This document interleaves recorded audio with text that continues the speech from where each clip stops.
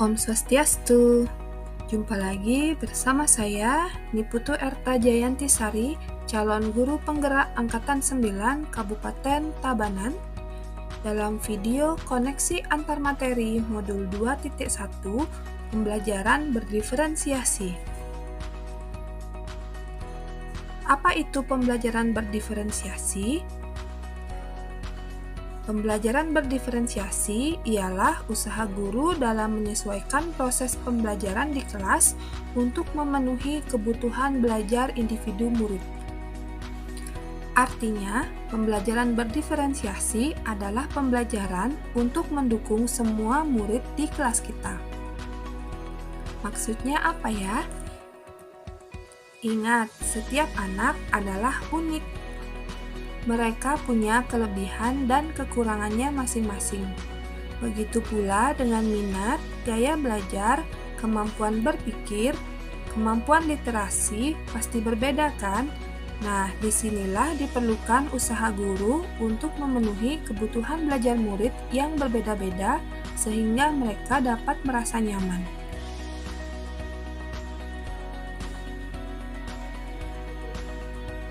Bagaimana cara untuk dapat melakukan pembelajaran berdiferensiasi di kelas? Agar dapat melakukan pembelajaran berdiferensiasi di kelas, guru harus 1. Memahami tujuan pembelajaran, 2. Mengetahui dan merespon kebutuhan murid, 3. Menciptakan lingkungan belajar yang mengundang murid untuk belajar, 4. Melakukan manajemen kelas yang efektif, 5. Melakukan penilaian berkelanjutan. Berkaitan dengan kebutuhan belajar murid, guru harus memenuhi 3 hal berikut. Yang pertama, kesiapan belajar murid atau readiness. Yang kedua, minat murid. Dan yang ketiga, profil belajar murid. Yang pertama, kesiapan belajar murid atau readiness mengharuskan guru menilai pengetahuan awal dan menentukan apa yang murid ketahui dan di mana murid berada. Yang kedua, minat murid. Minat setiap anak pasti berbeda-beda. Minat adalah salah satu motivator penting bagi murid untuk terlibat aktif dalam proses pembelajaran. Kemudian selanjutnya, profil belajar murid.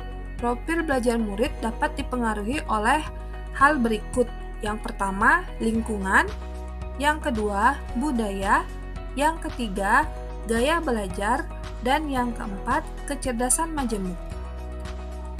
Kebutuhan belajar murid dapat diidentifikasi dengan cara-cara berikut. Yang pertama, mengamati perilaku murid. Yang kedua, mengidentifikasi pengetahuan awal. Yang ketiga, mereview dan merefleksi praktik pembelajaran. Yang keempat, berbicara dengan guru murid sebelumnya.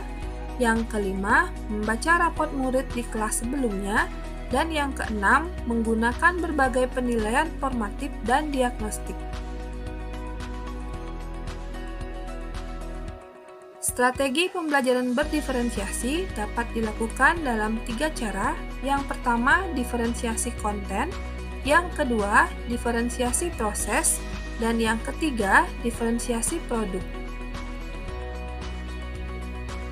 Diferensiasi konten berkaitan dengan apa yang kita ajarkan seperti materi, konsep, atau keterampilan yang perlu dipelajari berdasarkan kurikulum.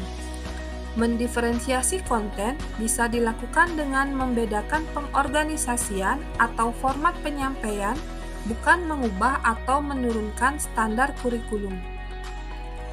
Yang kedua, diferensiasi proses.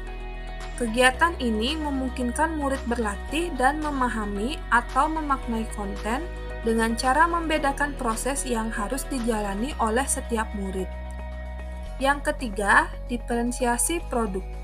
Bukti yang menunjukkan apa yang telah dipahami murid dengan cara membedakan atau memodifikasi produk sebagai hasil belajar murid, hasil latihan, penerapan dan pengembangan dari apa yang telah dipelajari. Selanjutnya, adakah keterkaitan antara modul pembelajaran berdiferensiasi dengan modul-modul lainnya? Untuk dapat melakukan pembelajaran berdiferensiasi, maka guru harus berusaha memenuhi kebutuhan belajar murid sesuai dengan kodrat alam dan kodrat zaman berdasarkan filosofi Ki Hajar Dewantara.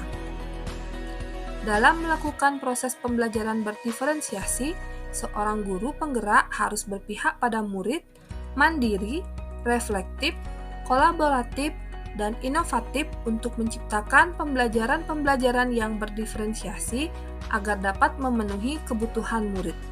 Dengan demikian, seorang guru penggerak akan dapat mewujudkan kepemimpinan murid dengan menuntun murid merdeka belajar sesuai dengan peran dan nilai dari guru penggerak.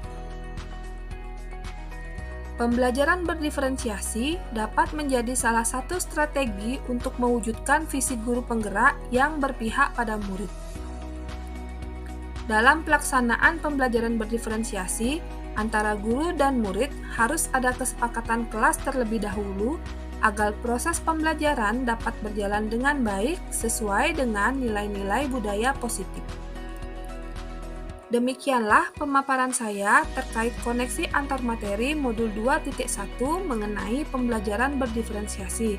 Semoga bermanfaat dan dapat menginspirasi. Terima kasih sudah menyimak videonya. Salam guru penggerak, tergerak, bergerak, menggerakkan.